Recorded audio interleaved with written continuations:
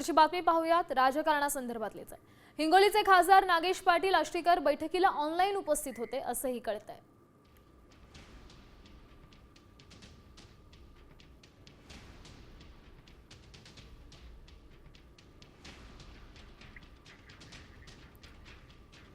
ठाकरे सेनेच्या बैठकीला नागेश पाटील आष्टीकर हे बैठकीला ऑनलाईन पद्धतीने उपस्थित होते।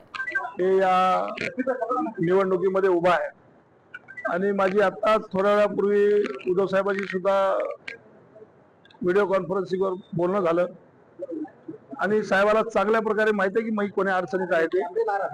त्यामुळं मी आपल्या सर्वांना प्रेसच्या माध्यमातून सांगू इच्छितो की आम्ही उद्धव साहेबांच्या सोबत आहोत, कुठेही कधीही गेलेले नाहीयेत। आज जुनैन कारण असल्यामुळं आणि मी ते पण सांगितलं होतं साहेबाला की यावंच लागत असेल तर मी ही निवडणूक सोडून सुद्धा येऊ शकतो, पण साहेबाचाच आदेश होता की तुम्ही थांबा, हे आटपून घ्या।